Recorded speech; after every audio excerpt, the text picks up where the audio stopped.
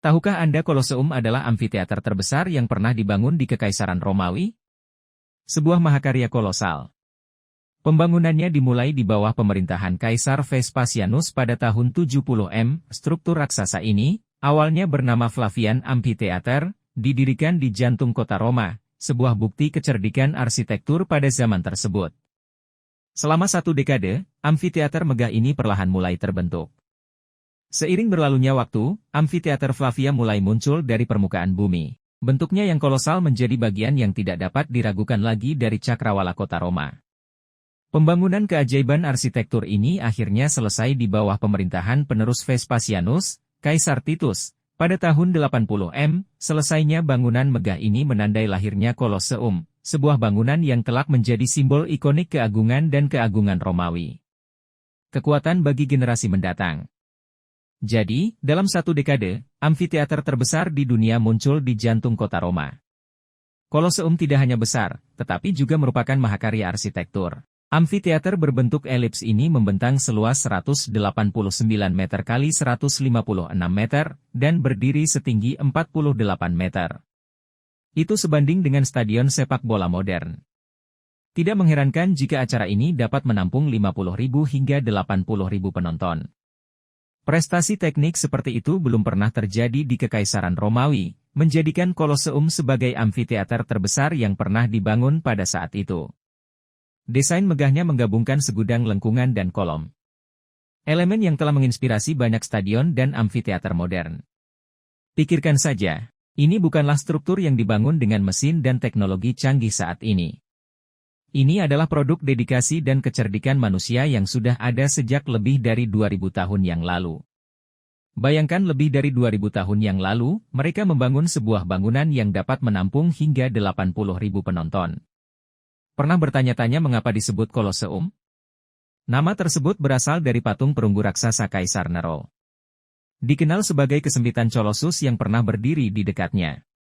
Sosok yang menjulang tinggi ini memberikan namanya pada struktur megah yang kita kenal sekarang. Namun Koloseum lebih dari sekedar latar belakang patung kolosal. Amfiteater ini merupakan pusat kehidupan masyarakat Romawi, yang berfungsi sebagai panggung untuk berbagai tontonan publik mulai dari pertarungan gladiator yang memacu adrenalin yang membuat penonton tetap duduk di kursi mereka hingga kemegahan tiruan pertempuran laut yang memenuhi arena dengan air. Koloseum adalah tempat bangsa Romawi menikmati kejayaan kerajaan mereka. Mereka juga menyaksikan eksekusi dan perburuan binatang, mengingatkan mereka akan kenyataan pahit hidup dan mati. Koloseum bukan sekadar bangunan, melainkan simbol kekuatan dan hiburan Romawi. Dari pertarungan gladiator hingga pertarungan tiruan di laut, Koloseum berfungsi sebagai pusat hiburan utama. Koloseum terbuat dari apa dan apa yang ada di bawahnya? Jawaban atas pertanyaan pertama cukup jelas. Dinding luar Koloseum sebagian besar terdiri dari batu kapur travertine, batu kokoh yang telah teruji oleh waktu. Namun bagian dalamnya bukan hanya batu. Ini adalah campuran beton yang dilapisi batu bata. Sebuah bukti teknik konstruksi inovatif bangsa Romawi. Sekarang, untuk menyelidiki di bawah permukaan Koloseum, kita menemukan hipogeum, sebuah sistem terowongan dan ruangan yang kompleks. Jaringan bawah tanah ini adalah pusat aktivitas tersembunyi selama acara, perumahan, mulai dari gladiator, persiapan pertempuran hingga binatang buas yang menunggu mereka masuk ke arena. Ini seperti di belakang panggung teater, tetapi alih-alih aktor, yang ada adalah gladiator. Dan bukannya alat peraga, yang ada adalah singa dan harimau. Jadi di bawah tontonan megah itu, terdapat labirin terowongan dan ruangan yang penuh dengan aktivitas. Dari reruntuhan kuno hingga simbol kehebatan arsitektur, Koloseum memang telah menyaksikan semuanya. Selama berabad-abad, ia telah melewati gempa bumi, kebakaran, dan pencuri batu. Kerusakan akibat aktivitas alam dan manusia menyebabkan runtuhnya sebagian sisi selatan. Namun Koloseum jauh dari peninggalan masa lalu. Desainnya yang khas, ditandai dengan serangkaian lengkungan dan kolom, telah menjadi cetak biru stadion dan amfiteater modern. Ini bukan sekedar bangunan, ini adalah ikon arsitektur yang terus mempengaruhi dunia kita saat ini.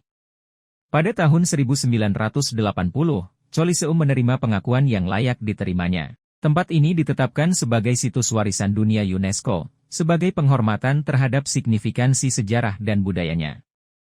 Beberapa tahun kemudian, ia dinobatkan sebagai salah satu keajaiban dunia baru. Meskipun dirusak oleh waktu, Koloseum tetap berdiri tegak, sebuah bukti kejayaan masa lalu Roma dan inspirasi bagi dunia arsitektur.